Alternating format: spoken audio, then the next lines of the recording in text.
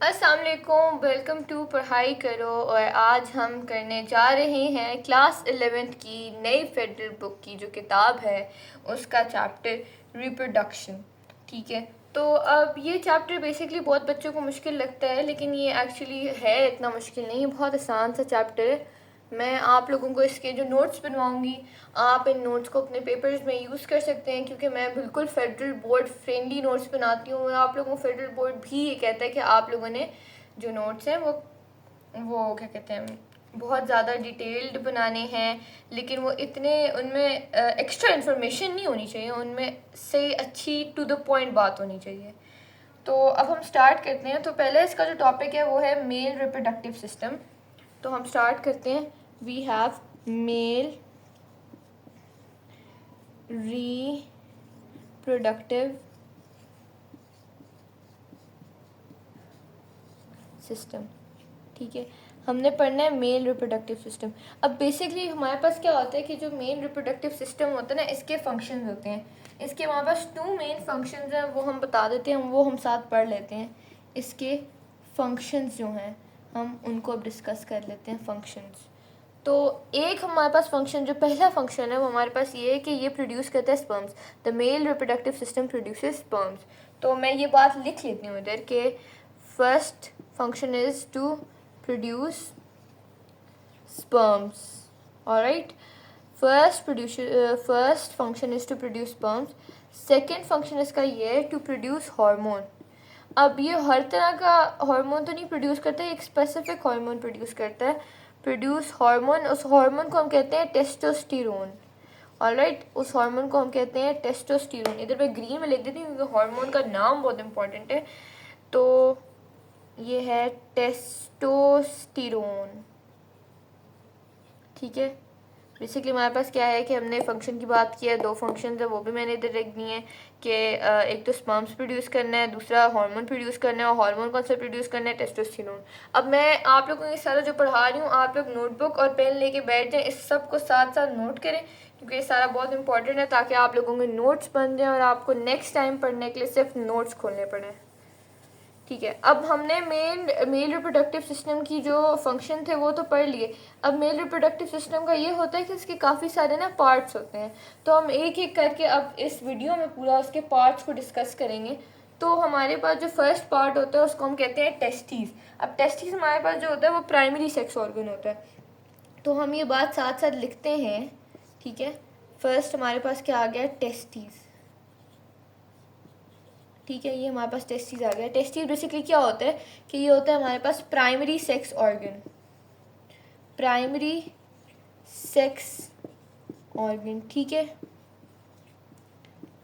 अब टेस्टिस हमारे पास क्या होता है? टेस्टिस हमारे पास इंक्लोज्ड होता है एक स्किन बैग में, जिसको हम कहते हैं स्क्रोटम। ठीक है, तो हम ये बात भी इधर लिख लेते हैं कि हमारे पास जो टेस्टिस, अब होता क्या है कि मेल रिप्रोडक्टिव सिस्टम में बेसिक सी बात ये है कि उसमें 2 टेस्टिस होते हैं।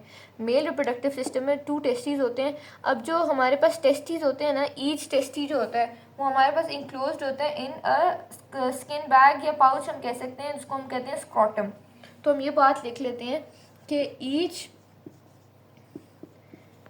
testis is enclosed in a skin pouch. आप स्किन बैग लिख सकते हैं, पाउच लिख सकते हैं, विच इज बेसिकली स्क्रोटम। ठीक है, हमारे पास इंक्लोज्ड है इन अ स्किन बैग कॉल्ड स्क्रोटम। अब हमारे पास क्या होता है कि जो हमारे पास ईच टेस्टिस होती है, ईच टेस्टिस कंटेन्स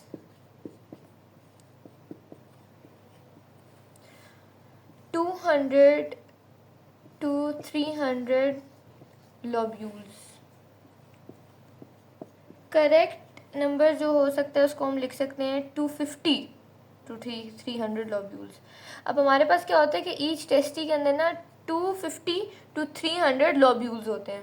ठीक है, और वो जो ये जो 250 से 300 लोब्यूल है, इसका ईच एक जो लोब्यूल होगा उसके अंदर 1 to 4 सेमिनिफेरस ट्यूब्यूल्स होंगे।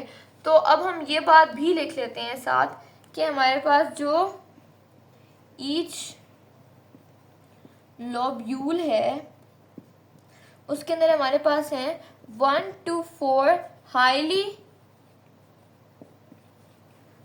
coiled seminiferous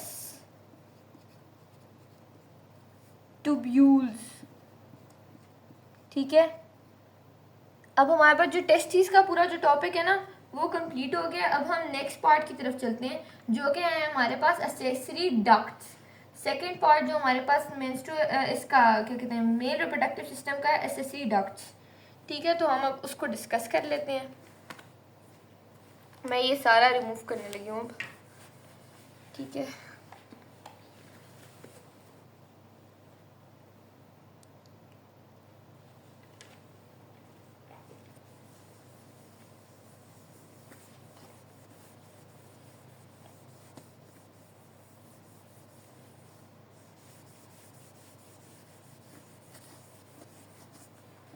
सेकेंड हमारे पास आ गया एक्सेसरी डक्ट्स। ठीक है, सेकेंड पार्ट है हमारे पास एक्सेसरी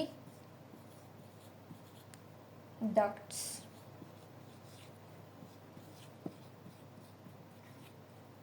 मेल रिप्रोडक्टिव सिस्टम का जो हमारे पास सेकेंड पार्ट है वो है एक्सेसरी डक्ट। अब एक्सेसरी डक्ट्स है हमारे पास 4 काइंड थी, तो हम एक एक करके ना सब टाइप्स को डिस्कस कर लेते हैं, इनकी जो काइंड है। एक है हमारे पास एपिडिडाइमिस। एपिडिडाइमिस, अब एपिडिडाइमिस हमारे पास बेसिकली क्या है पहले हम पढ़ लेते हैं कि क्या चीज़ होती है, फिर मैं इसका फंक्शन बताती हूँ। ये बेसिकली हमारे पास क्या होता है, ये है अ कॉइल ट्यूब, ये होती है a coil tube on top of each testis.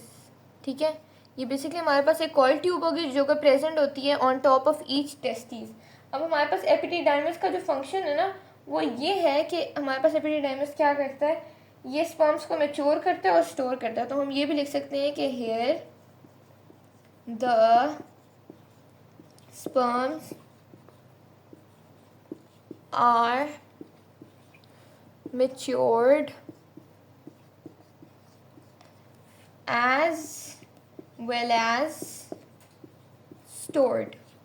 ठीक है, ये तो हमारे पास एक्सेसरी डक्ट्स में हमारे पास एपिडिडाइमिस की बात होगी है कि ये बेसिकली एक कॉइल ट्यूब होती है on top of each testis, और ये हमारे पास क्या करती है, ये स्पर्म को एक तो मैच्योर करती है, दूसरा ये क्या करती है स्पर्म को स्टोर कर लेती है। ठीक है, ये हो गया। अब हम चलते हैं दूसरी एक्सेसरी डक्ट पे जो कि है हमारे पास वास डिफरेंस। ठीक है, वास डिफरेंस बेसिकली हमारे पास क्या होती है, ये एक मस्कुलर ट्यूब होती है जो कैरी कर रही होती है स्पर्म को क्या कहते हैं एपिडिडाइमिस से एजाकुलेटरी डक्ट तक। तो हम लिख लेते हैं साथ साथ कि हमारे पास जो सेकंड वाली है वो है वास डिफरेंस। ठीक है, वास डिफरेंस हमारे पास क्या है, बेसिकली हमारे पास वास डिफरेंस क्या है, ये हमारे पास है अ मस्कुलर ट्यूब, एक मस्कुलर ट्यूब होती है जो कि हमारे पास क्या करती है, साथ ही हम फंक्शन बता देते हैं, that carries the sperm from the epididymis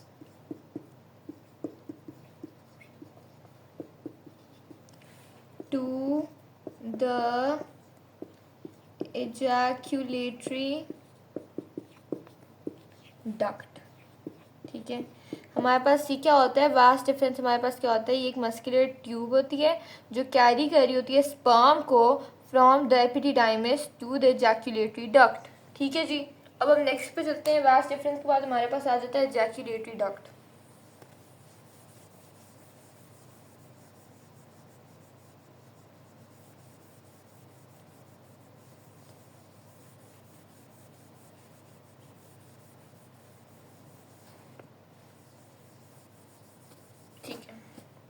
अब हमारे पास जो सी पार्ट है वो आ गया एजैक्यूलेटरी डक्ट। एजैक्यूलेटरी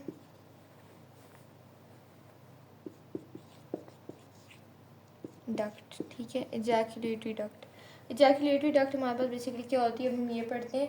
बेसिकली ये हमारे पास एक डक्ट होती है जो कि फॉर्म होती है बाय जॉइनिंग वास deferens and the seminal vesicle duct. तो हम ये देख लेते हैं कि हमारे पास फॉर्म होती है, formed by joining of vas difference and seminal vesicle duct, seminal vesicle duct।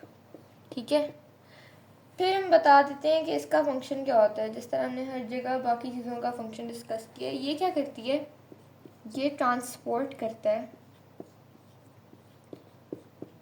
sperm and seminal fluid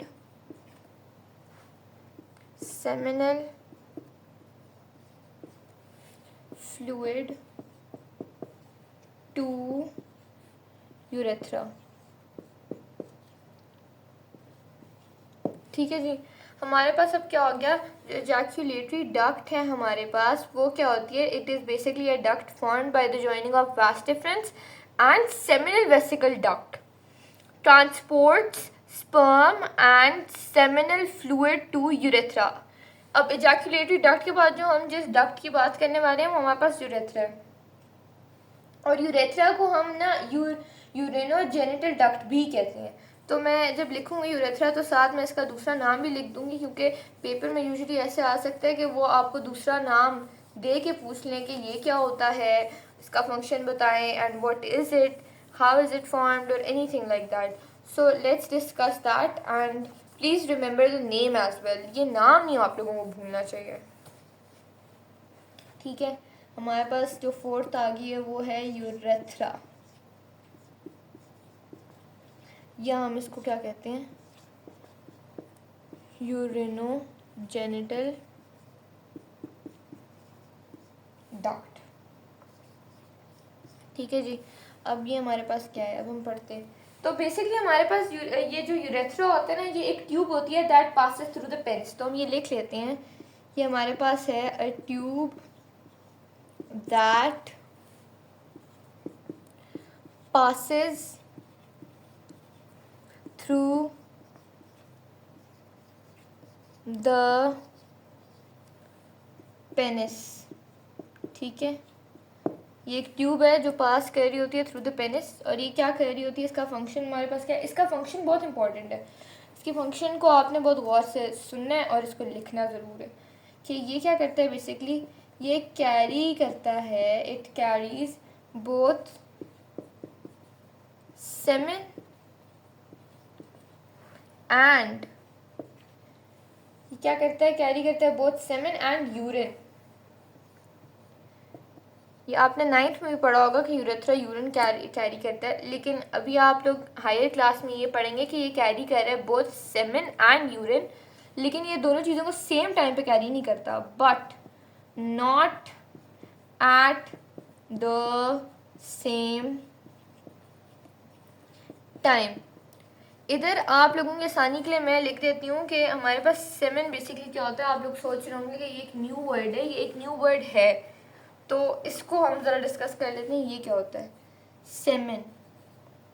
semen basically हमारे पास पता है क्या होता है, ये होता है एक वाइट स्टिकी मिक्सचर जो प्रोवाइड कर रहा होता है प्रोटेक्शन और न्यूट्रिशन टू स्पर्म। तो मैं ये लिख देती हूँ इधर कि ये हमारे पास बेसिकली है white sticky mixture, white sticky mixture. और ये वाइट स्टिकी मिक्सचर क्या करता है, ये हमारे पास प्रोवाइड करता है, provides nutrition and protection to sperms. ठीक हो गया। अब हमारे पास एसेसरी डक्ट्स के बाद आ जाती हैं एसेसरी ग्लैंड्स। तो अब हम एसेसरी ग्लैंड्स को कर देते हैं। एसेसरी डक्ट्स हमारे पास कंप्लीट हो गई हैं। इसके बाद जो अगला पार्ट है हमारे पास मेन रिप्रोडक्टिव सिस्टम का जो थर्ड पार्ट है वो एसेसरी ग्लैंड्स है। एसेसरी ग्लैंड्स हमारे पास बेसिकली 3 है। एक तो प्रोस्टेट ग्लैंड है, एक हमारे पास बल्बोयूरेथ्रल ग्लैंड है, और एक हमारे पास है सेमिनल वेसिकल्स। तो हम एक एक करके सबको डिस्कस कर देते हैं। पहले हम ऐसा करते हैं, सेमिनल वेसिकल को डिस्कस कर देते हैं। इधर मैं लिख लेती हूँ एसेसरी ग्लैंड्स।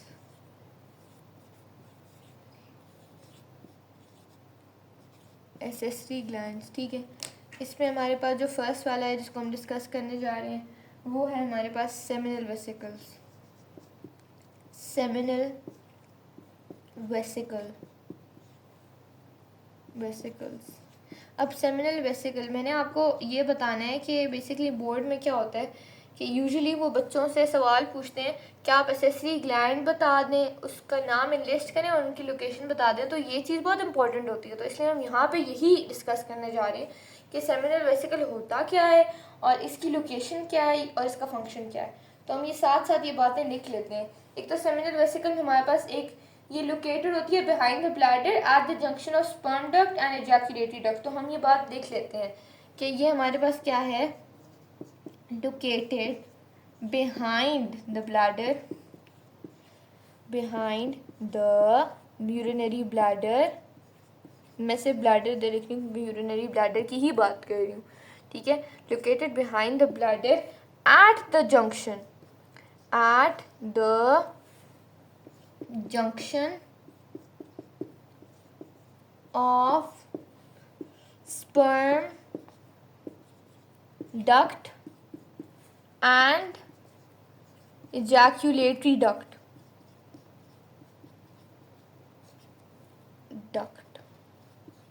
ठीक है।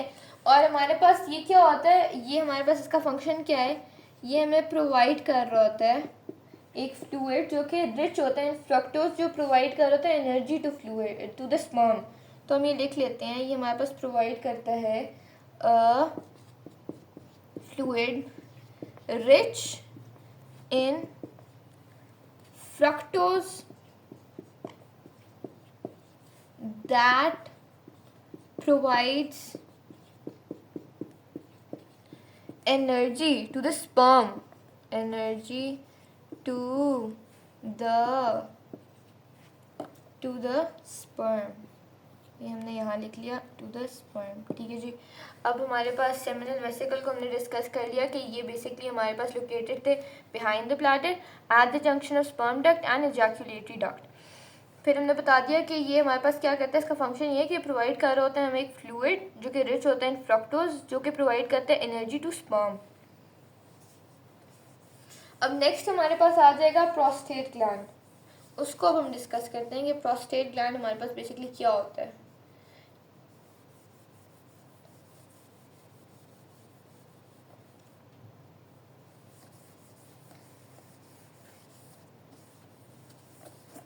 इसको मैं ज़रा सही करके लिख दूँ आप लोगों के, ठीक है। प्रोस्टेट ग्लैंड, अब आ गया प्रोस्टेट ग्लैंड, ठीक है। प्रोस्टेट ग्लैंड, अब प्रोस्टेट ग्लैंड हमारे पास बेसिकली क्या होता है, ये एक वॉलनट के साइज का ना ग्लैंड होगा जो बिल्कुल नीचे होगा ब्लैडर के। तो हम ये बात इधर लिख सकते हैं ऐसे कि ये हमारे पास एक वॉलनट साइज्ड ग्लैंड है, और ये हमारे पास कहाँ है, इसकी लोकेशन क्या है कि ये कहाँ पे होता है, ये हमारे पास कहाँ होता है, below bladder, below urinary bladder, below the bladder, ठीक है।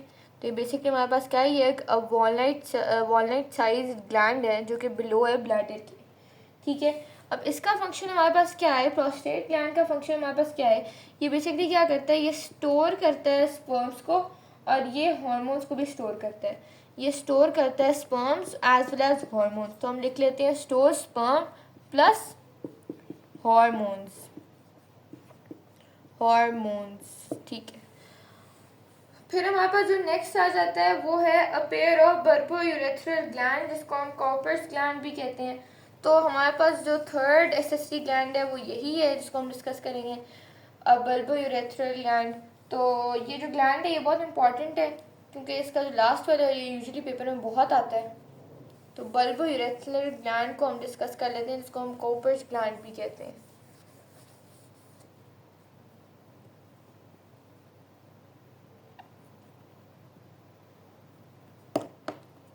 ठीक है, C part, bulbourethral gland. ठीक है, इसको हम ये भी कहते हैं कि क्या है, कॉपर्स ग्लैंड। ठीक है जी, सही। अब हम इसको डिस्कस करते हैं, ये हमारे पास क्या होता है। बेसिकली ये हमारे पास क्या होता है, ये हमारे पास एक स्मॉल पी शेप्ड ग्लैंड होता है। पी जैसे हम कहते हैं ना मटर, ये मटर के साइज़ का ग्लैंड होता है, ये उसी शेप का भी होता है। तो हम कह सकते हैं ये हमारे पास बेसिकली होता है स्मॉल पी शेप्ड, यानी मटर के शेप का, small P shaped gland, small P shaped gland. ठीक है, और ये हमारे पास क्या करता है, ये इसकी लोकेशन हमारे पास क्या है, ये लोकेटेड है at the junction of ejaculatory duct and urethra. तो हम लिख लेते हैं, ये है हमारे पास located at the junction of urethra and ejaculatory duct, urethra and ejaculatory duct।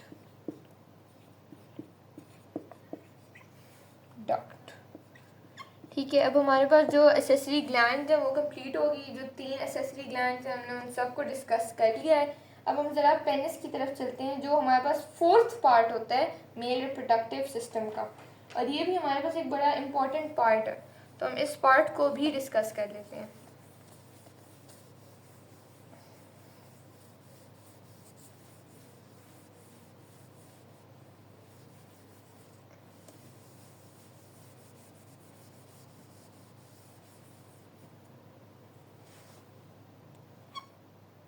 ठीक है, अब हमारे पास आ जाएगा 4th पार्ट, जिसको हम कहते हैं पेनिस। पेनिस ये एक इम्पॉर्टेंट पार्ट है, आपको आना चाहिए, इसका भी आ जाता है, इसमें कभी कभी इसका भी पूछ लिया जाता है, तो इसको हम बता देते हैं। बेसिकली पेनिस हमारे पास क्या होता है, ये एक एक्सटर्नल ऑर्गन होता है। ठीक है, ये है एक्सटर्नल ऑर्गन। ठीक है जी, ये हमारे पास है एक्सटर्नल ऑर्गन। अब पेनिस हमारे पास क्या होता है, ये बेसिकली कंसिस्ट करता है ऑफ टिश्यूज़। जो पेनिस होता है ना, इसका एक इम्पॉर्टेंट, इसका जो बेसिकली क्या करता है, ये कंसिस्ट करता है of tissues that fill with blood to cause an erection. ठीक है, और इसका फिर जो हमारे पास फंक्शन है वो हम ये बताते हैं कि ये प्ले करता है role in reproduction and urination. ठीक है, तो हम यहाँ पे लिख देते हैं कि हमारे पास ये क्या है, ये कंसिस्ट करता है, कंसिस्ट ऑफ टिश्यूज़। ये हमारे पास क्या होता है, ये consist of tissues that fill with blood, tissues that fill with blood to cause erection। ठीक है, ये फिल करता है with blood to cause erection. ये हो गया। अब हमने क्या बताया था, इसका रोल हमारे पास क्या है, ये क्या करता है, ये हमारे पास करता है इम्पॉर्टेंट रोल प्ले करता है, it plays important role in reproduction. इसका इम्पॉर्टेंट रोल हमारे पास है इन रिप्रोडक्शन एंड यूरिनेशन। सही हो गया। अब हमने आखिरी वाला जो हमारे पास पार्ट था पेनिस, हमने उसको भी डिस्कस कर लिया। अब आप प्लीज़ इस वीडियो को देखते रहें, इसको भी एग्जिट ना करिएगा, क्योंकि अभी मैं आप लोगों को इसमें मेल रिप्रोडक्टिव सिस्टम की आसान डायग्राम भी दिखाने लगी हूँ, जो कि आपके बुक में तो नहीं है, लेकिन वो मैंने खुद आसानी से बनाई है, एक मैंने खुद बनाई है, और उसमें मैंने हर चीज़ अच्छी तरह लेबल करके दिखाई है, क्योंकि इसका डायग्राम भी बहुत इंपॉर्टेंट है। ये शॉर्ट में 3 मार्क्स का इसका डायग्राम आ जाता है, और अगर आपके पास ये लॉन्ग में ये क्वेश्चन आए ना, ये मेल रिप्रोडक्टिव सिस्टम वाला, तो आपके लिए डायग्राम बनानी ज़रूरी होती है। तो आप वो डायग्राम बनाएंगे तो आपको पूरे अच्छे नंबर मिल जाएंगे, पूरा आपके मार्क्स आ जाएंगे। तो वो डायग्राम भी आप लोग देख लें इस वीडियो में, तो बहुत अच्छा हो जाएगा। तो मैं आप लोगों को अब डायग्राम दिखा देती हूँ। अच्छा, तो अब मैं आप लोगों के लिए डायग्राम बना रही हूँ मेल रिप्रोडक्टिव सिस्टम की,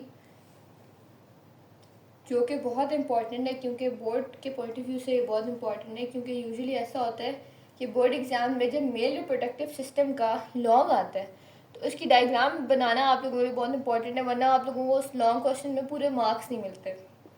और ये डायग्राम इतनी इंपॉर्टेंट है कि ये बोर्ड के पेपर में काफ़ी दफ़ा शॉर्ट क्वेश्चन में आई हुई है 3 मार्क्स के लिए। तो इसलिए ये मैंने आप लोगों के लिए एक आसान सी डायग्राम बनाई है। ये जो फेडरल बोर्ड की बुक में ये डायग्राम बहुत मुश्किल बनी हुई है, तो ये मैंने आप लोगों के लिए आसान बनाई है। इसकी लेबलिंग भी मैं साथ साथ कर दूँगी। अभी आपको मैं बनाना ही सिखा रही हूँ, और इस डायग्राम के अंदर सारे पार्ट्स वो मेंशन हैं जो मैंने आप लोगों को वीडियो के अंदर पढ़ाए हैं मेल रिप्रोडक्टिव सिस्टम के। तो काइंडली इस डायग्राम को गौर से देखें।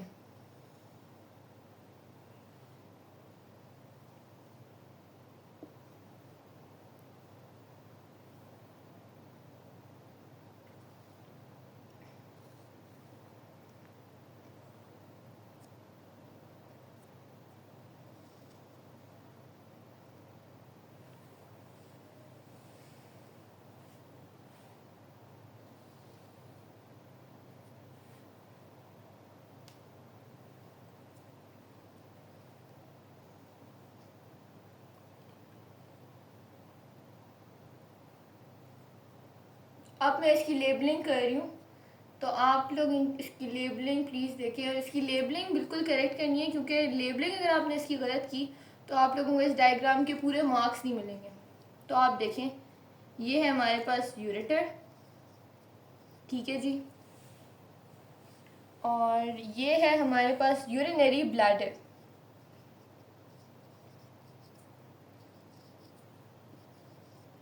यूरिनरी ब्लैडर,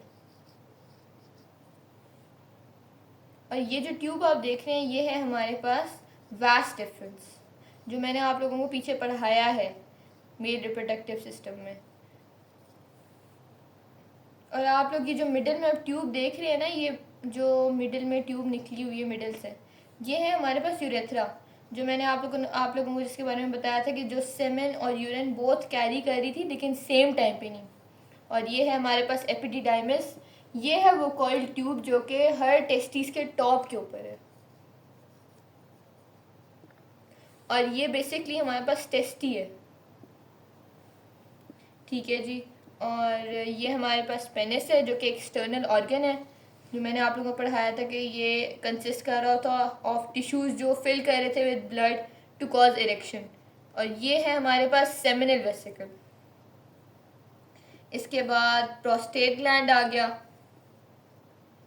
और ये हमारी पूरी डायग्राम जो है कंप्लीट होगी। इसकी मैंने पूरी लेबलिंग भी कर दी है। डायग्राम उम्मीद है आप सबको अच्छी लगी होगी, उम्मीद है आप लोगों को आसान लगे बनाने के लिए। वीडियो अच्छी लगे तो प्लीज़ लाइक करिएगा, शेयर करिएगा, सब्सक्राइब करिएगा। और आप लोगों का सब्सक्राइब करना, लाइक करना मुझे मोटिवेट करता है ताकि मैं और वीडियोस बनाऊं और अच्छी वीडियोस बनाऊं जो आप लोगों की मदद कर सके। Thank you. और प्लीज़ पढ़ाई करो, सबके साथ शेयर करें, अपने दोस्तों के साथ भी शेयर करें, क्योंकि अगर आप लोगों के अच्छे मार्क्स आते हैं, कोई वीडियो देख के कोई आप लोगों के लिए इन्फॉर्मेटिव होती है, तो आप जब अपने दोस्त को बताते हैं किसी को, तो वो भी उस चीज़ को देख के जब सीखता है तो आप लोगों को बहुत सवाब मिलता है। ठीक है, तो बहुत शुक्रिया आप सबका वीडियो देखने के लिए एंड तक। अल्लाह हाफ़िज़।